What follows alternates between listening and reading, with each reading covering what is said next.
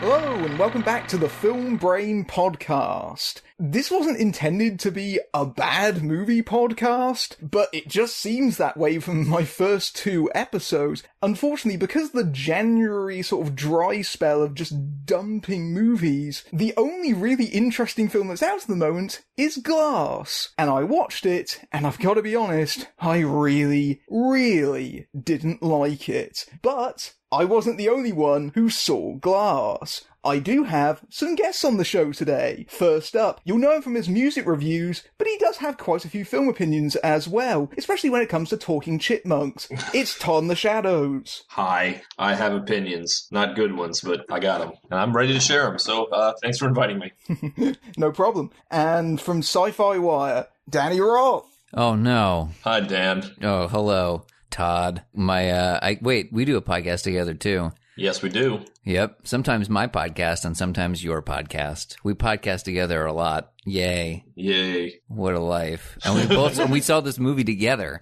Glass. And we both shared many unpleasant expressions during it. We did. It's funny that you said this at the beginning, Matt, that you were like, some other people saw it too. Some other people, it's probably going to make $50 million in its domestic opening here in the States. So a lot of people went to see this movie, this very low budget movie. Even for us, because we saw it Thursday night, it was kind of packed. Oh yeah, my screening was packed on a Thursday night, although I should note that I also actually saw it as a secret card holder screening, because I've got a Cineworld Unlimited card, so it was technically members only, but it was a pretty packed screening on that Thursday night. It's weird how low budget this movie is. I don't understand why M. Night didn't put more money into this movie, knowing that it would get such a big opening weekend. There was hype for this movie. Oh, that's all going into his pocket. In a way, it was weirdly wise. I mean, we'll get to this maybe a little bit more later, but chew over this question. If he had put more money into it, how much better would this movie have been? It would feel a little bit more competent, in my opinion.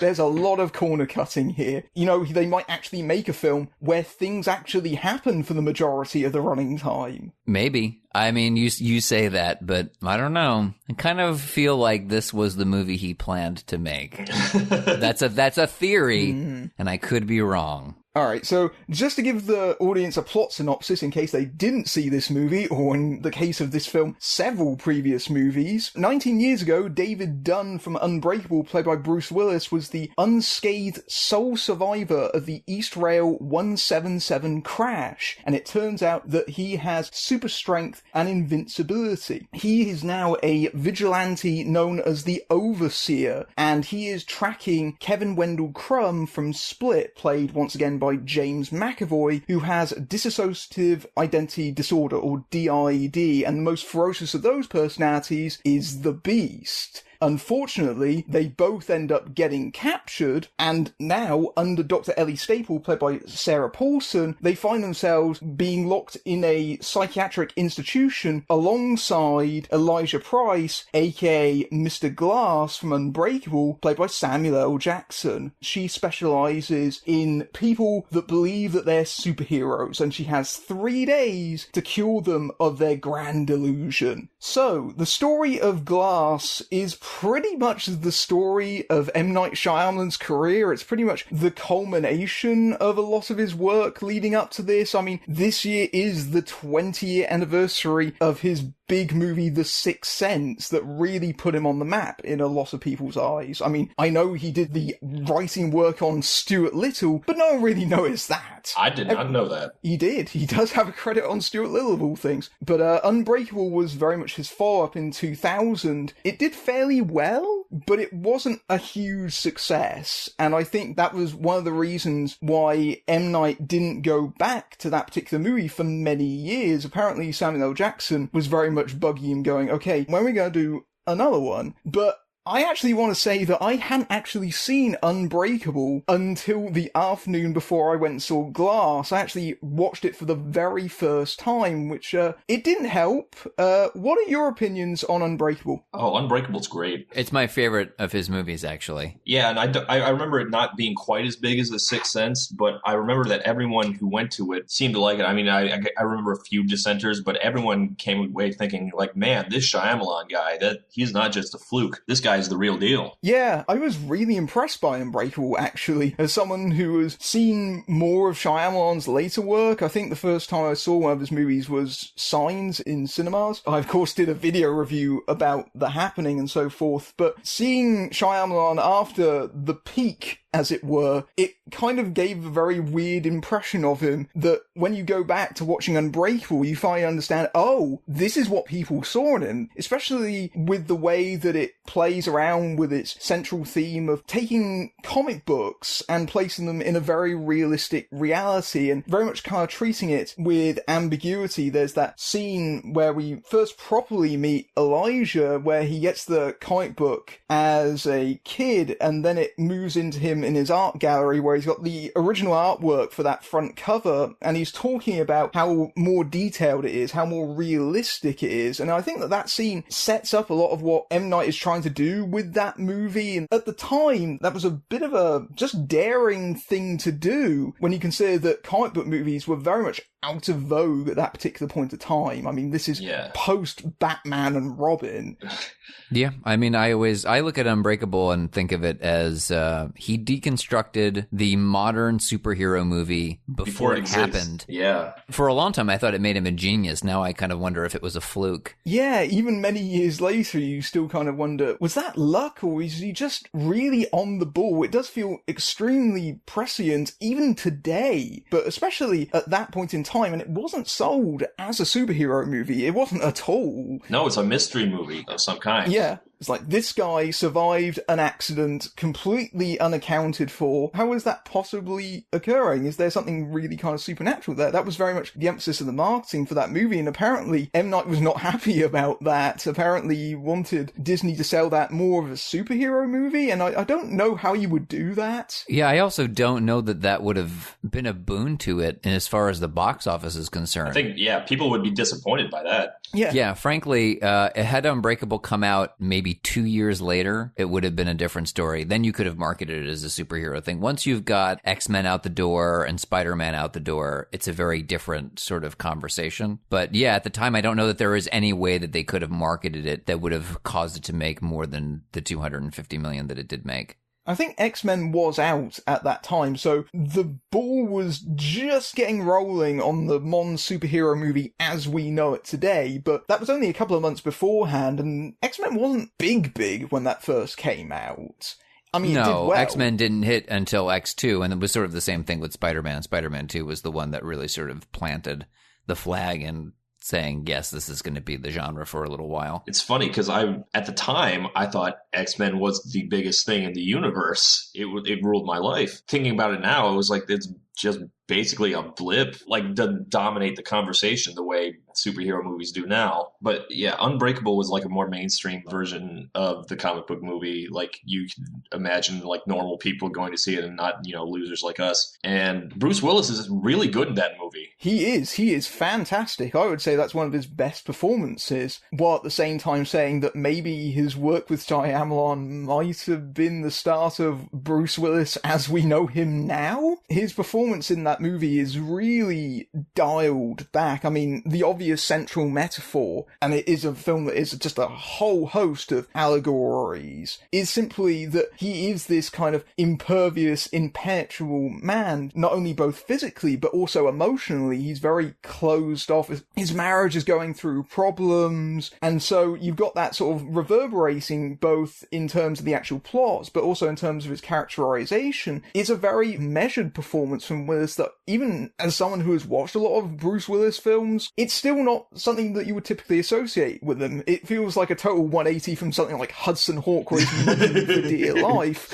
Yeah, he used to be a really bad overactor. He really genuinely did. Yeah, now that you say it out loud, I can't help but think, marriage on the rocks, goes for a trip someplace else, and then things happen. It's the plot of Die Hard.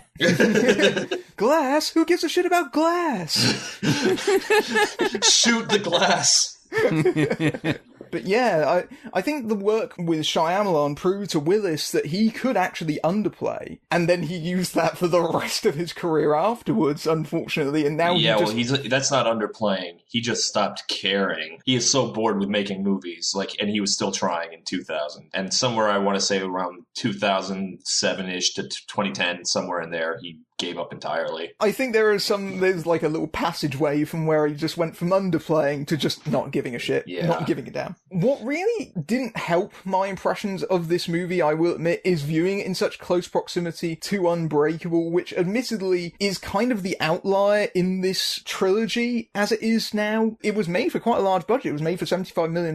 It looks like a big, expensive movie, even if it's not got loads of action sequences in it. A lot of it is shot in these really extended long takes, just having the camera often just sit there and observe the characters, which gave it, again, a sense of reality, but also apparently was meant to invoke comic book panels. I'm not sure how much that really works. I don't know if I would associate that with comic book panels, but again, it just grounded the movie, and I really found myself wondering through Glass whether M. Night really remembers that movie very well, or why it worked, or the fact that, you know, he was relying on metaphor. Well, we talk about Bruce Willis getting lazy, but Shyamalan became very arrogantly lazy. Yes. He expects to, you know, do the bare minimum, and you still smell his shit and think that smells great. That also took a turn right around the middle of the 2000s. Oh yeah. Apparently, Split came from an idea that he had for Unbreakable, and that's why the two movies are tied together so closely. And I think I can spot exactly where that idea came from. When you watch Unbreakable, there's that climax where he follows the orange-suited man, the maintenance man, and of course he's got this family held hostage. That was originally Kevin Wendell Crumb, or what eventually would become that character. Knight has said as much. He has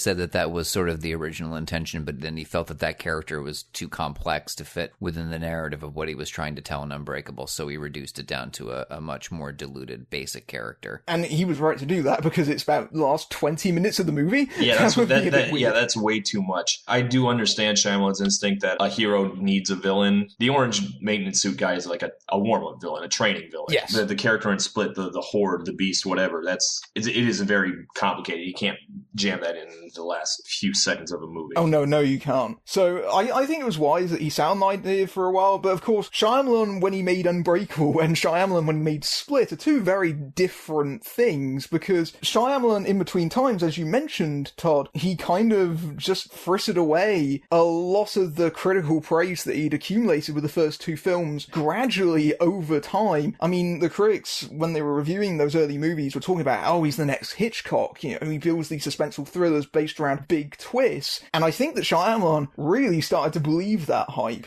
I don't know if people know this, but do you remember he sort of had like his little like offshoot? He was going to hire a bunch of creators to sort of do movies based on his ideas. Yes, I do remember. And then he put out a movie called Devil. Yes, The Night Chronicles. Yeah.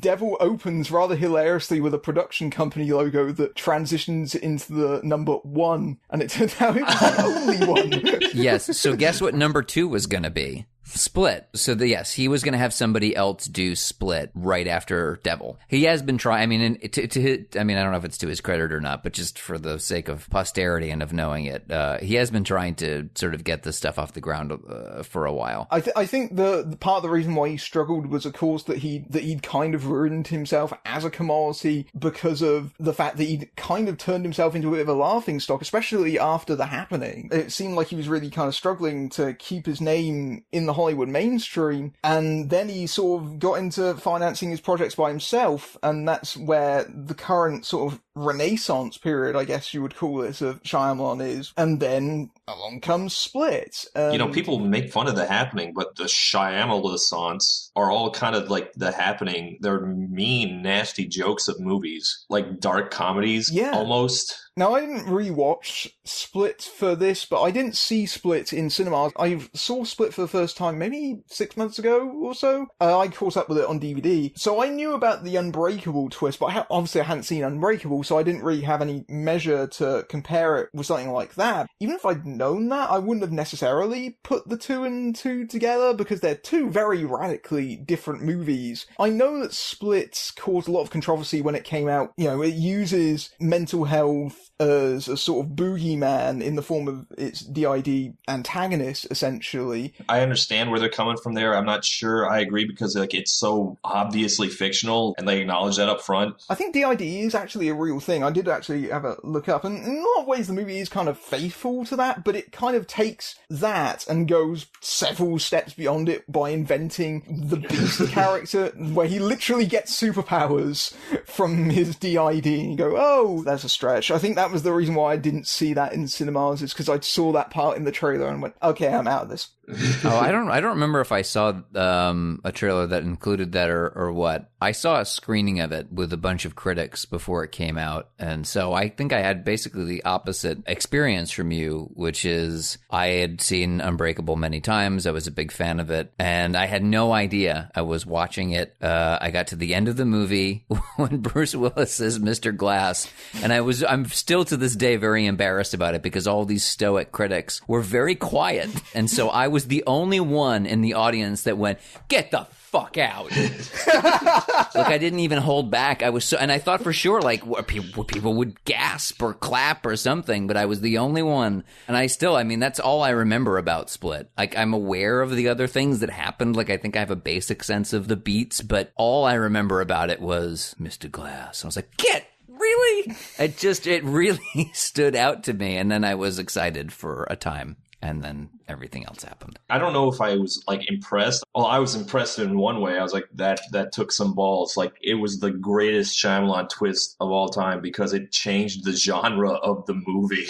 It really did. The way that I feel about Split is that it's a little bit of a strange movie, again, like The Visit, but it works mostly because of that sort of tightrope walk acting performance that James McAvoy is doing, which I think is really compelling as just a performance piece. You've got so many different characters and he's shifting between them. He does that remarkably well, and I also think that Anya Taylor-Joy, as the protagonist of that movie, I think that she does a very good job of making you sympathise with that character, and so I think that they very much carry a lot of that movie, as you would probably expect from something that is so self-contained in comparison. That was only a $9 million budget movie, but it felt very kind of claustrophobic and atmospheric in a lot of ways. The way that I feel about the ending tag, I can understand why people got hyped for it, but at the same time, it doesn't change anything about the movie plot-wise to that point. It's more setting up the sort of promise of, oh, we're coming back to this, we're not done yet. Turns out you've been watching a side sequel and you hadn't even known it. Although, honestly, again, Split is such a radically different movie to Unbreakable. It's almost like a trashy exploitation movie in a lot of ways. And it rolls with it. I mean, I kind of enjoyed it on that level, but it's not as strong as Unbreakable. Again, I would probably feel differently going into Glass if I'd seen Split before it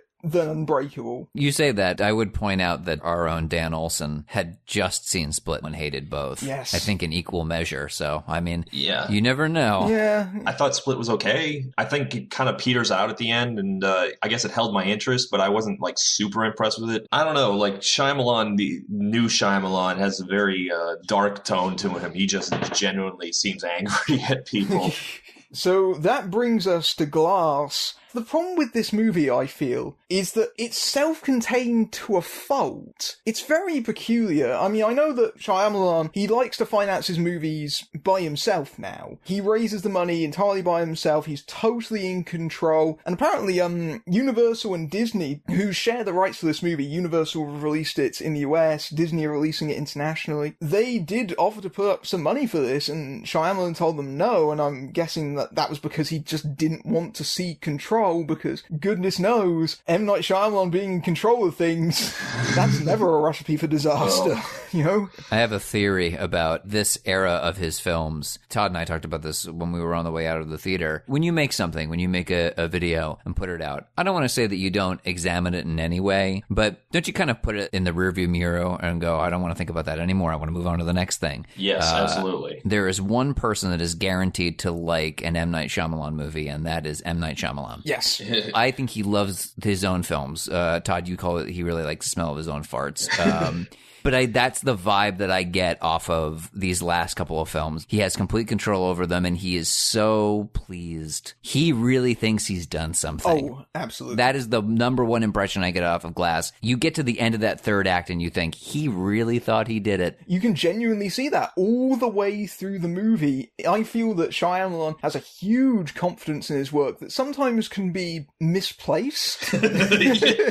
Jesus Christ, the euphemisms here. Yeah. Oh my God. Yeah, I think that in a strange way, Mr. Glass is kind of his raisonneur, the person that's sort of speaking on behalf of what the author kind of thinks of things, the authorial intent. Yes, I would actually agree with that. I would agree with that a lot, especially the idea of Glass being a mastermind. Oh. Yes, thank you. Yes. We can dive into this, I think. We can really dive into this. While we're on the subject of Mr. Glass... Let's talk about comic book movies and where they are now. Comic book movies are in a very different place in 2019. They are pretty much the big mainstream properties these days. And Glass, I get the impression that M. Night Shyamalan still thinks that they're a niche thing that people don't know the rhythms of. All throughout this movie, Samuel L. Jackson is talking in hushed whispers about such illuminating things like the cast of characters, the big showdown. Like, congratulations, you've described a narrative. Okay, well, one, Mr. Glass obviously haven't seen any of the new comic book movies, which, if I think about it, like, that makes sense. He's been in jail. But I think M. Night Shyamalan has not seen them either. No. Like, he has not seen a single one of them and doesn't realize that they are that big. And I also don't think he likes comic books very much. I got the feeling that he only knows, like, the bare minimum, and he doesn't really read them or like them. Yeah, he definitely has never worked in a comic book store before, because what sort of comic book store owner would separate their comic books by heroes and villains? I had a moment where it was set up like that, and I thought of Ghostbusters when they're in the library at the beginning, and Bill Murray goes, "You're right, no human being would stack books this way." Well, like, if it's like a display, like a separated display, that'd be one thing, but it's like a big neon sign over a section. It's just weird. It is really, the word that you constantly use throughout the film, Todd, was inept. Yeah. It would be an inept way to set up a comic book store, that's for sure. I would be out of business. Mr. Glass talks about, like, limited editions and origin stories, and, like, this is the limited edition, or this is the origin This comic's story. gonna put your kid through college. And it didn't really fit into the plot. Like, the plot didn't match what he was saying at all. No, not really. And shouldn't he be talking about crossover events? This is what this movie much. is, essentially. Yeah, absolutely. That would make more sense in context. It was symptomatic to me of a lot of problems that I had with this movie, especially with regards to the elements from Unbreakable. It flanderizes both of those characters. And one of the ways is that the thing where Glass in Unbreakable was talking about comic book tropes as being analogous to real life, he takes that idea in this follow-up and basically just runs it into the ground. And it, like you said, Danny, at a certain point, it starts to just become a very obvious mouthpiece for M. Night Shyamalan to talk about how impressed he is with his own writing. Yeah, although wait, I'm gonna posit a very H. Bomber guy perspective, which is that he meant to make this movie bad, because you see, the plot of the movie is that when you get to the end of it, they've passed the torch down. These guys are going to take over the role of who our main three guys are. And, you know, when they've done that in real life with comic books, you know, when they replace Superman, replace Batman, when they replace Captain America, people invariably hate it. And then they have to bring them back. So maybe it's, there you go. I've cracked the case. Actually, now I've changed my mind. Glass is good because it was bad on purpose. Brilliant. I'm sure that someone will come up with that defense in the comments. Cracked it. You said they exaggerate the characters, and yet, like, we get to see, like, all 35 of the Horde's personalities. Almost. They cut some of them out in the edit, apparently, according to James McAvoy. He did all of the ones for the movie, every single one they had written, and then I think they cut 2 or 3 out from the running time. Also, David Dunn, Bruce Willis as David Dunn, they exaggerate him too, even though, like, Bruce Willis doesn't exaggerate anymore.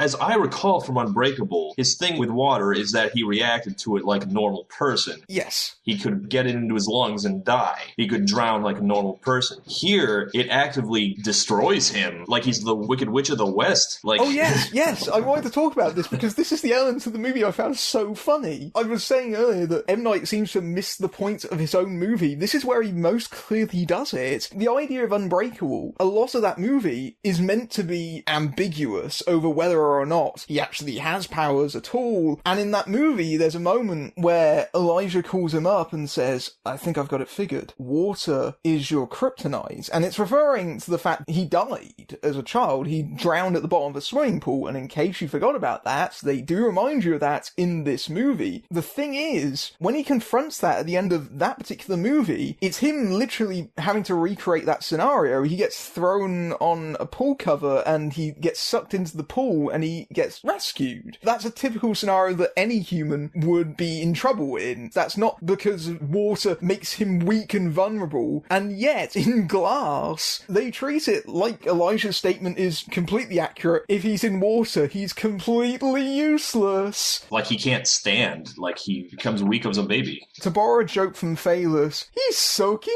wet. He's totally useless now. I would like to draw a comparison. You remember American Psycho? Yes. You get to the end of that movie, the question is, did Patrick Bateman kill all those people or not? It's ambiguous. And then American Psycho 2 comes out and it's like, yep, he sure did. It's exactly like that, except, with the same writer-director at the helm. Yeah. It's very puzzling, and yet we have it constantly all throughout this movie. I mean, they even set up a giant water tank specifically for him. What? What? It is very peculiar. Yeah, his cell is filled with hoses. Like when he gets out of line, they can hose him down. I mean, I guess I could kind of go with this if it was a better movie. How does David Dunn take a shower? I just, Yeah, what does he do when it rains? That's why he wears the rain poncho, That's why, yeah. Oh my god, he's a never nude. You've really you've cracked it. This is an Arrested Development situation. Yeah, apparently he just doesn't take showers. He just... Ugh. Yeah, when Sarah Paulson is trying to convince him that it's all in his head, that he doesn't really have powers, it starts to become kind of plausible because he's gotten so exaggerated. It kind of sounds like a crazy person, oh, water's my weakness. The water thing is meant to be psychological because he died as a child. It's like, M. Night, did you rewatch your own movie? Did you understand it? Oh, and then the movie culminates this with his death scene. Oh yeah, spoilers, he dies. Well, everybody dies, spoilers. All three characters die. But I think this was the most insulting, was the drowning in a puddle. Yeah. Yeah, it's a pothole full of water. And they just shove his head. Yeah. I said this to you on Facebook, Matthew, which is, we were like, it's an origin story for the puddle. And I replied, it's an origin story for me hating this piece of shit because it's such a cruel, small way of stepping all over that character in his death scene. I mean, I felt really insulted on Unbreakable's behalf. Yeah, because it's not like he's had a load of huge, triumphant, heroic moments and then basically he gets this ridiculous death scene. Just so insulting. What a punk way to go out. Yeah. Yeah. The reason that he's so weak is because he'd been fighting in the water tank and it bursts and it fills the pothole. And it's stupid. Water should not physically make him weaker. That is preposterous. He's not one of the aliens from Signs. Oh, right. Him and water. It's a weirdly deep thing in M. Night's movies. It leaves me with a deep debate in my mind whether things would have been better or worse if before this movie came out we had ever actually gotten an Unbreakable 2. Would that have helped? Would he have understood his own rules? It's like you said when I was saying the American Psycho analogy. It's so weird because he made the first one. M. Night Shyamalan clearly loves Unbreakable, but he didn't understand it at all, except he made Unbreakable. So how is that possible? It's so bewildering. And even the tone of this movie feels nothing like Unbreakable. You would think that, it's a crossover movie, we'll try and make it fit both movies. And aesthetically, it doesn't. It brings back a lot of things from Unbreakable. It brings back David Dunn's son, same actor, Spencer Treat Clark, returns for this movie. Yeah, has he kept up as an actor, or are they just bringing him back for this one movie? I think he has been, but he hasn't really done a lot since that film, and they even bring back Elijah's mother, played by Charlene Woodard. Oh, jeez. I think it's kind of hilarious that they brought her back because she's younger than Sam Jackson. Yeah, she's 5 years younger than Samuel L. Jackson. Yeah, they have to slap some real old age makeup on her. Yeah, you could really tell. It looked awful. It's so weird, and I don't know why they brought that character back at all. She does nothing in the movie. Why even have her in there? That's a character you could plausibly say, oh, she died between movies. You could easily get away with saying that. Samuel L. Jackson is getting up there. He's past retirement age. He's 70. This woman, whoever she is, has got to be like... 90? Yeah. At the youngest. I mean, granted, I get that Jackson, he's playing younger a lot of the time, so let's be generous. Yeah. Let's maybe say he's 50, 60, but that would still put her up there. They so could have easily written her out like they did David Dunn's wife, played by Robin Wright in the first movie, and she doesn't obviously return for this, but they do have one shot of the world's worst body double for a very brief flashback. Well, I think they wanted to make it even. All three main characters have a supporting character. But she was so obviously the most forced. You barely remember her from Unbreakable. No, she's not really in that movie for very much. And she's also not, she doesn't do anything in this movie. She observes his death scene at the end. That's the only reason that she's there. I guess it's important for balance, I guess, but like Glass didn't have that character. He was just himself. And they're elevating this tiny supporting character because he's got nobody else. But like, he's a horrible, horrible man. Yeah. His mom should cut her losses, I think. He did murder quite a lot of people. Yeah, it's up in the 3 digits, right? Yeah, it's well past that. It's at least probably in the range of probably about 500 or so people at the very least. Do they ever really say how many officially crashes there are in his attempt? Because it's not like that train crash was the first one. He'd been doing it for a while. It was at the very least 3. He was like a hotel fire. I forget the other one. Hotel fire, plane crash. Yeah, I don't know. I think a lot of people have died. Yeah. How do you crash a plane? That's a great question. Well, you see, he's a mastermind. Yes. So this is the other thing where they kind of take that one element of the character and then sort of exaggerate it to such ridiculous extremes. I mean, yeah, he's a really clever, smart guy. He's intuitive. And that was how he managed to do those things. You see the flashback at the end of Unbreakable. He's literally just in the bar and he just by happenstance hears someone talking about the maintenance on the hotel. Oh, it's all old. Dangerous. Yeah. It's not like he Machiavellianly planned everything like that. And yet in this movie, they mention how, we got to keep him sedated and we got to keep him away from plans for the building because he tried to escape. And it just sort of goes, well, he's so hyper-observant and then he escapes because he's memorized everything. I could sort of buy that, but then it gets to such an extent where he knows exactly to the minute when the shift change is going to happen and the guard is just chatty at the door because apparently he does that every single day. Yeah, that's good luck right there. Yeah. Maybe he had to go to the bathroom that day and he... Just a lot of leaps of logic. There's a lot of things in this movie that I would describe as being sloppy and careless. There's a lot of, wait, what? Logic moments? There's a moment where they're trying to escape out of the institution fairly late in the film, Kevin and Elijah, and they're literally just dressed up in scrubs. And somehow the guards just let them out the door? What? What? Elijah doesn't even have scrubs on. He has a blanket. And underneath the blanket is his purple suit with the MG on his ascot. Get the hell out of here with that. Come on. It's so bad. It's so past the point of credibility, which is, again, why this movie feels so alien when you watch it after Unbreakable, is that it feels like it's not even in the same reality. Even things like the visual look of the film is nothing like that film, and that's really put into very sharp contrast when they use so much deleted scene footage from Unbreakable. You know you're watching a different movie in those moments. Oh yeah, absolutely. It is very strange. It's so jarring when they do it. It really does emphasize how cheap the movie is, because you cut from this very crisp, very modern, digital-looking movie, and then you cut to something like Unbreakable, which was shot on film, very diffuse-looking. The cut makes it look like you shift channels, and they keep doing this several times over again, and there's no point to even have those scenes in the movie. They're just there to go, hey, do you remember Unbreakable? Do you remember this thing? Here's me blatantly just reusing 19-year-old footage to pad out my movie. Yeah, it's like that time we went to the silent disco, Todd. You put the headphones on your head, and every time the DJ on one channel is playing something you don't like, you just switch to something better. That was what it felt like we were doing. Can we at least acknowledge one thing that I thought was good, which is Samuel L. Jackson and James McAvoy's performance together? Oh yeah, absolutely. I think it's dumb, it's very silly, but that scene when they're in James McAvoy's room and Samuel L. Jackson just very with all of the meat that he can get under this very stupid line says, "Are you ready?" And James McAvoy goes, "Yeah," and it's just really funny. It's just a really great delivery, and I think the two of them, if nothing else, were having a lot of fun. I thought they were having a ball. I don't want to ignore that. I think they really worked in this movie. As much as I disliked a lot of this film, there were parts of it that I was carried through by those performances, but I was also simultaneously frustrated by the way the film used them, especially Jackson. This film is called Glass. You would expect that title character to be the focal point of the movie. He's not even introduced properly until close to the hour mark, and he spends much of the film before that in a catatonic state and with lots of close-ups of his eyes flickering, his mouth twitching.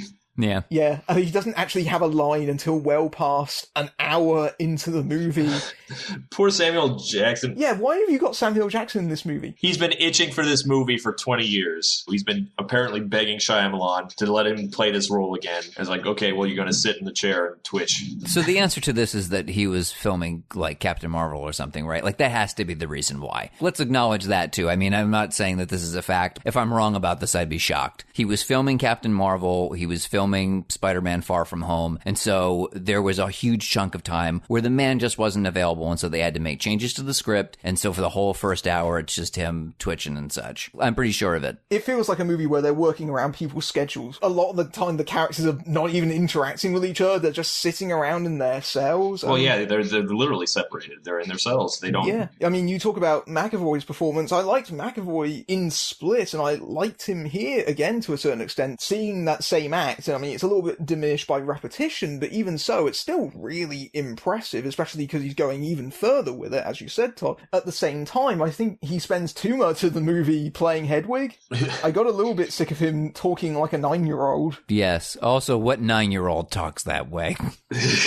There's a scene in here where the place has lights that they can flash at McAvoy to make him switch personalities. Yeah, they strobe. Turn down the threat if he's being threatening. There's a one scene where they just like do it for like 5 or 10 minutes, just like him switching back and forth. On one hand, it's extremely impressive and McAvoy pulls it off very much. On the other hand, it's kind of like listening to someone do a drum solo for 10 minutes. It's virtuoso stuff. It's very impressive. This is so McAvoy can show off. It doesn't really serve any purpose. Yeah, it's a real Fish concert performance. You know? Yeah. They do that scene several times over and over. A lot of this movie, the reason that I disliked it so much is it's, okay, we've got these characters together. We've got 2 decades worth of effort bringing these characters together for this finale, and it's just them sitting around in cells for most of the movie doing nothing. And like brings them together and then doesn't know what to do with them next. Just nothing happens. Yeah. Almost the majority of the movie. For all the planning, Shyamalan's been planning to do this for 19 years. It's set up at the end of Split. He did not have any plans for these characters. No. He's a Cylon. That's it. M. Night Shyamalan is a Cylon. He kept saying for seasons that he had a plan. He did not. And the second act of that movie goes on and nothing happens. I was so bored. So much exposition. And yet there are things that could have been done. And, you know, I think this is a good opportunity to sort of talk about some of the other characters in the film. Certainly when we came out of it, and Todd, I think you should speak to this. The Anya Taylor-Joy stuff. Ugh. This is not her fault. No, it's not. I think that she's a really talented actor. I think she's really talented. I agree. But she is not well served by this movie. And I think that it's in concert with the other main woman character, Dr. Ellie Staple, played by Sarah Paulson. This is really, of all of the problems that I have with the film, my biggest problem is actually here. Yes. And also this is exacerbated by the fact that I had to watch all of Punisher Season 2 for work, which also features one of the worst therapists in the history of recorded film or television. Ellie Staple is the worst therapist. I guess we don't know if she actually is a therapist. This is sort of the twist. This is the other thing, is the twist is terrible. The stuff with Ellie Staple and the stuff with Casey Cook are just, now that's what I call yikes, volume 60. Yeah. It's not good. You know, for all the talk that Split and this movie demonize mental illness, they are far too sympathetic to Kevin, what's his name, and the Horde. They forgot that he abducted this teenage girl and terrorized her because she is very friendly to Kevin and worries about his safety and wants him to get better and is like his only friend, really. Yes, they make a big point of it. This is straight up Stockholm Syndrome. I didn't buy her relationship with Kevin. This is supposed to be a couple of weeks after Split or something like that? Like 3 weeks after the events of Split, and she's running back to Kevin? I thought it was longer than that. Like, she's turned in her uncle. She's living in foster care. Although, for the record, that was my big problem with Split. Like, they just let that plot line just peter out and die. And they just kind of wrap it up on a bow in, like, the first 5 minutes of her screen time. Anyone who's seen Split more recently than me, do you remember them really forging any bond? No, not really. At least not in that kind of way. In more of a, let's see what I can exploit about him to try and help me escape. Yeah. She didn't learn to care for him. She didn't learn his real name because she was growing Stockholm Syndrome. It's because she was trying to survive. So all their scenes together feel totally false because of it. There's no emotional investment built up from the last movie, and there's no emotional investment built up here. There's this kind of Beauty and the Beast kind of thing where she's the one that manages to overpower the Beast and get Kevin back in just long enough so that he can be shot. And it's supposed to be tragic. Am I supposed to feel sorry for him? The guy that kidnaps young women and eats them? And you get the ridiculously drawn-out death scene where he goes through about 7 of his different personalities all getting a death scene with each other? It's weird. It's a really weird choice that they made. Yeah. And then likewise, I guess we don't know what to make of what are Sarah Paulson's motivations when she says to Casey, only you can save him. Really? You know, yet earlier in the movie, Casey says, I want to see him. And she goes, you can't, you're the victim. And then 5 seconds later, she's, you know, there are moments when this really feels like a very goofy Wes Anderson movie. Even with the color palette, to be honest. Yeah. And the Bruce Willis in them.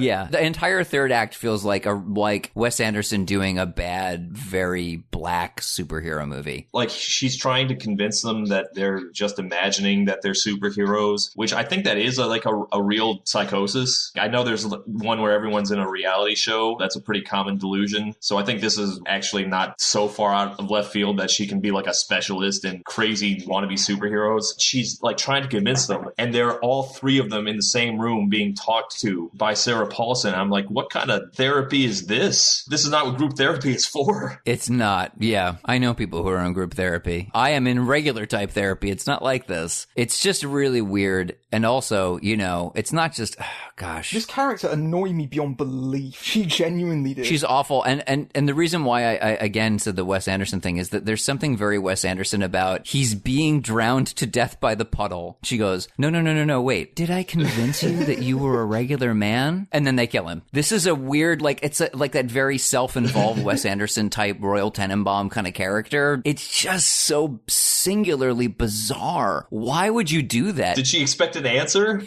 Yeah. What was the purpose of that? Yeah. That's just for the audience and nobody else. And it just took me so far out of it. Her character is such a sea of contradictions. Nothing about her makes any sense, even retroactively, knowing what the twist of the movie is. What's the point exactly of trying to convince them that they're not superheroes so that they don't have to kill them? Yeah. Is that what they were trying to do, essentially? Yes. She thinks it'd be more humane if they just get them to calm down and not use their powers rather than, you know, straight up murdering, which I guess, good luck with that. I mean, yeah. Yeah, she was like, listen, you've seen Avengers Infinity War.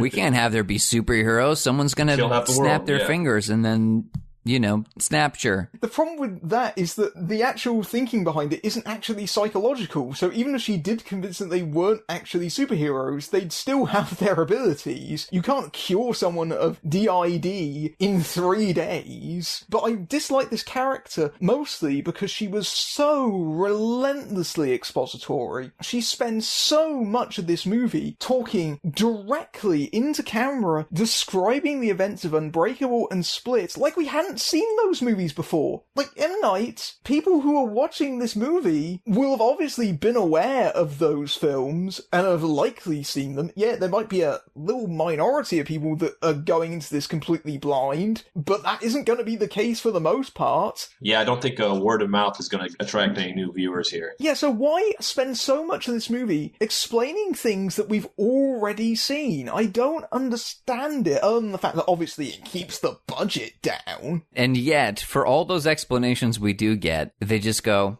well, they've all got the same tattoo, so... The whole conspiracy plot angle. So no explanation for what this group is or what they're about. She just says, well, we've been doing it for 10,000 years. Doing what? Why a three-leaf clover? Does M. Night Shyamalan hate the Irish? What's happening? Yeah, they're just really, really Irish. He has so much time to waste on everything else, and yet no time to spend explaining this, the core conceit of the entire thing. Turns out they all went to the same cheap tattoo parlor. Yeah, there's so many other movies, the David Dunn and his kid protecting people in this sort of way where, his son's sort of like an oracle kind of character. That's a movie. Whoa, I could watch that, and they're trying to find the split guy. That's a whole... You could make a whole movie about that. That would be pretty entertaining. Or there's an organization that tries to prevent superheroes from manifesting. That's a movie, man. You could make a movie out of that, and yet these are the things that get the absolute least real estate in the film. It's a 130-minute film, which decides that it should shove its plot into the first 20 minutes and the last 20 minutes. And then everything else is just empty, dead air. I mean, you look on Wikipedia on the plot synopsis, and the middle act of the movie is condensed into one sentence, and half the synopsis takes place in the final 20 minutes of the movie. Admittedly, I will say that as a rule, any movie that suddenly invokes a sinister cult very late into the proceedings is a very bad film. I mean, you always know you're in trouble when a cult pops up. It felt a little like the end of the Wicker Man remake. Yeah. I don't understand why Shyamalan delayed this twist so late into the narrative, because if you unveiled it at even the halfway point, suddenly, boom, there's a story. Long swaths of this movie feel like they go on with no kind of narrative objective of where we're going, what these characters trying to do. There's like a couple weird scenes where both Casey and Bruce Willis's kid discover the magic of comic books. And this does not pay off in any way. No. It has nothing to do with anything. They're all padding scenes. They're just to remind you that they're still in the movie. Exactly. What do they think they're going to find out from comic books? They're written by hacks. Heroes have always existed, and it filters down to the comic books. It's like, yeah, but you know what comic books are. Like, you're not going to learn anything you don't already know. You're just going to find out the origin of, like, Hammerhead Man. It's 2019. People know what comic books are. And this is to speak nothing of the final victory of Mr. Glass. Yeah. Victory. That he's tricked them all into releasing the Snyder Cut. That all of the footage of them fighting at the end of the film has been released, and now, our three surviving characters have cut it together and put it out on YouTube, and now everyone's going to watch it and see. See what exactly? What probably people are going to say is, wow, this is a really good independent movie that someone uploaded to YouTube. They ought to make a Cloverfield movie, whoever this is. The secret cult doesn't know how to use a DMCA notice, apparently. Yeah, it is singularly bizarre. Also, they're in a train station, because you get it, because Mr. Glass with the trains, and he changed things with the train. And by the way, can we all believe the fact that Kevin's father was on the same Why? Yeah. That's twist, and I hate to call it a twist because I think it was pretty heavily foreshadowed beforehand, and even if it wasn't, I think that was the easiest, laziest way of shoehorning these films together. I just watched Todd put his hood over his face. That was one of the times. I love the shot where they transition between the new footage and the old footage. Yeah. You can actually see the shift in the footage. Oh, here's standard lighting, diffuse. just in the space. Bruce Willis can't act. Suddenly he can. Yeah, you can basically see the scissor cuts and tape. Yeah, it's rough. But yeah, I mean, just the whole ending, all I could think was as they reached the point in which everybody is starting to look on their phones, and then within an instant somehow it's on the news. Yeah. But you know what else also was really popular? That Baby Shark song. That was why when I went on and my spoiler for this movie was Mr. Glass do do do do do do. You know, like it's just how is it more meaningful in the 24-hour news cycle? People are going to forget about this by the next day. Yeah. In what year is this set that this would work? If it's set now, then no. Todd, you've experienced this, right? You've sat in a train station after you've released one of your videos and seen people Everyone's reacting watching to it. Even if you accepted that's real footage that you're looking at on your phone, nothing in it is all that impressive. It's a guy flipping a car. I guess the one of Bruce Willis bending the bar, maybe. Looks like some pretty decent practical effects to me. Yeah. The end. You got James McAvoy running around on all fours. That looked real stupid. But, like, there's no eye lasers. There's no one controlling the weather, controlling fire, or anything like that. I would believe, as Sarah Paulson tries to convince people, it's like, these are just strong men. Yeah. And apparently this is their destiny. David Dunn's destiny was apparently not to live long enough to become a viral sensation because he drowned in a fucking puddle. Sorry, I keep going back to that, but really, that was like the absolute lowest point of, nope. And then the ending rolls around, which is basically, here's a tease for Unbreakable sequels, but we don't have to bring back the actors that we clearly spent most of the budget for this movie for. You know what? I really don't want to see those movies because they'll just basically be Unbreakable again. I don't want to see more movies in this universe. We're done. We're finito on it. I don't care anymore. You've killed off all the characters in stupid, nonsensical ways. Yes, you made Unbreakable puddleable. Yes. It feels like to me that Unbreakable is not really about superheroes. It's about these two guys finding their place in the narrative. Yeah, exactly. It's them finding their sense of being, essentially. And they basically repeat that here. That doesn't need a sequel. I didn't leave Unbreakable thinking, I wonder what adventures David Dunn is going to get into next. It was a self-contained little thing. And Split is, for the most part. I mean, the tag at the end of Split, if you took that out, yeah, it's a self-contained movie. So, like, this is a bad idea just on its core. There was never any way this was going to be good. At the very least, it was never going to be a good Unbreakable sequel because there is no good Unbreakable sequel. Just as there wouldn't be a good Split sequel, and here we are. This movie feels like a first draft. It does. It feels like an asylum movie. Like they churned it out as quickly as possible and as cheaply as possible. The big plot is to, I'm going to go to Osaka Tower and I'm going to blow it up. A true Marvel. Did you see that on the magazine? They keep showing that. Yes. Wink. Wink. Yeah, it's like Philadelphia built their own Freedom Tower for some reason and they're going to go blow it up. It already has like a working chemical lab in it during its grand opening and they do not ever reach the fireworks factory. Why is it called Osaka Tower, by the way? Is it just a Die Hard reference? I think so. Is that really what we're doing? A Japanese name tower, yeah, I'm going to go with that, honestly. I think it's meant to be some sort of reference to something, but goodness knows what. I didn't care, quite frankly, because we never actually get there. It's just, it's just basically a CGI skyline. Yeah, like this movie is so ugly looking. It really is. I was astonished, actually, at how cheap this movie is, especially because this movie has a $20 million budget. It's a higher budget than Split, and yet it looks way worse aesthetically. It's all going to Bruce Willis's pocket, like all the extra money.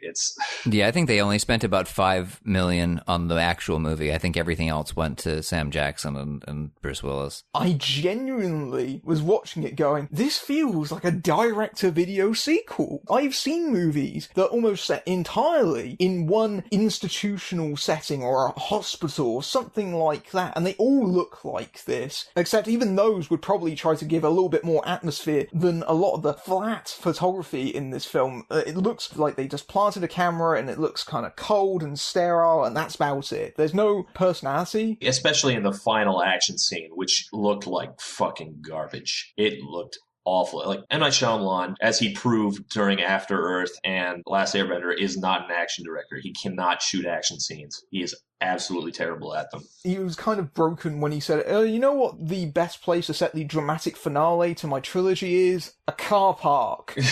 We spent the last 20 minutes of the movie largely in a car park with people throwing each other around. He definitely didn't say that. He said parking lot. He's American. Come on. Okay, I'll give you that. Got him. But yeah, a lot of people do good work with one location. Like if you gave it to like a Thai West or something, he could do something with, a parking lot and the inside of that building. And Shyamalan just didn't do it. It's a very unvisual movie. The climax of this film, I love that people were complaining about something like Civil War, where they had the big fight on the airstrip. Oh, you shot in broad daylight. Well, at least they've actually made use of the characters. At least it's actually a competently shot action sequence. You don't get that here, and the institutional setting is so barren in that it doesn't feel plausible. Not only going back to the fact that you've got these individual cells set up for these characters because they apparently knew they were going to capture them that particular day. We just sprang to add a water tank onto this cell. Virtually no employees, and there seems to be no other patients in there. The only time they do anything dynamic with it, outside of David and Kevin's cells, is when they paint a room bright pink. Yeah. Ugh. Another thing that made me think that it was a Wes Anderson movie for a minute. It's this massive building, and yet on the inside, it appears to be about 3 or 4 different rooms. There's no sense of space or geography about anything that's happening on screen. It was very visibly Shyamalan regressing as a director. Yeah. He's proved that he can do this stuff even on a budget. So what the hell is happening here? Why is this movie so just nothing? Even like a lot of the really bad movies that people don't like The Happening or The Village, they have a beginning and a middle and an end. They get to where they're going. The one that doesn't have it is Lady in the Water, which is extremely half-assed storytelling-wise. And that's what this one reminded me of. And that's a really bad thing, because that's Shyamalan's worst movie, although nothing's ever going to be that bad, so he's not going to hit those depths ever again. Why would you even... why even say such a thing out loud? Don't tease, Todd. We've been talking about this for a little bit. Matthew, you wanted to sort of maybe come up with movies that people could watch instead of this. Unbreakable, easily. Yeah. In terms of doing the themes and ideas that this movie has, I would definitely argue that this movie is just a rehash of everything that Shyamalan did 19 years earlier, and far better, quite frankly. If we're talking about Bruce Willis, Samuel L. Jackson movies, watch any of them, like Die Hard with a Vengeance or Pulp Fiction. And even when it comes to Shyamalan movies, I would say that Split is better to watch instead of this one as well. Any of them. I would even recommend watching The Happening. I mean, I know that movie's bad. It's so bad. It's funny. This bored me to tears. And I was infuriated after the ending because I felt like I'd wasted my time. And I didn't have very good poker face. I know this because I walked out the cinema and they were handing out cards, like character cards. And I got one, but I get the impression that my face looked like a smacked ass at that particular moment. Yeah, they tried to get us to review the movie too, didn't they? Oh yeah, there were people there with cards, like exit survey cards, like what'd you think of the movie? If I hadn't been with you, I would have stuck around and spent a few minutes sending my words directly to M. Night Shyamalan. You had the look on your face that said, I have time for this. And I said no. Do you have any movies that you would recommend instead of seeing this one, Todd? We've already talked about the people involved, and I'm trying to think, what is a good version of this? And I can't think of one because this isn't really a movie. I can't tell what it was trying to do, so I can't tell you what a good version of that would be. I don't know, go see Ghost Dog. Wow, Ghost Dog. Yeah. Apparently, Shyamalan said that one of his influences on this film was One Flew Over the Cuckoo's Nest, so maybe watch that instead. It was actually on my list, but 2 films that I would probably tell people to watch. If you want to see a good bottle movie that is a sequel to a movie that it is, in fact, in no way truly connected to, I think 10 Cloverfield Lane, probably the way to go. Yes. And the other one, if you are looking for people that have powers and struggle with whether or not they're going to use them for good or for ill, and it's a lower budget, then I would say Colossal is maybe a good one. Ooh, I didn't really think about that, but yeah, that's another case of taking big fantastical genre piece, in that case monster movies, and trying to do it in a really kind of grounded way where it speaks more about the characters more than big spectacle. That's actually a really good pick, Dan. Yeah, I think either of those are way better than Glass. It's unfortunate because I don't think there is a lot of movies like Unbreakable, and I really genuinely hoped that, okay, maybe M. Night has gone over this rough patch, and then he comes back and he proves to us, no, he hasn't. He really hasn't. He is infuriatingly inconsistent as ever. He needs to be in a band, man. He's not a solo act. That's it. Yeah, he does need someone on his shoulder going, okay, this idea does not work. You think this is really brilliant, genius work? Well, I'm here to tell you, that bubble's gonna burst. You forgot to write a second act. Yeah. Write a second draft. Oh, man. Well, that was Glass. Yes.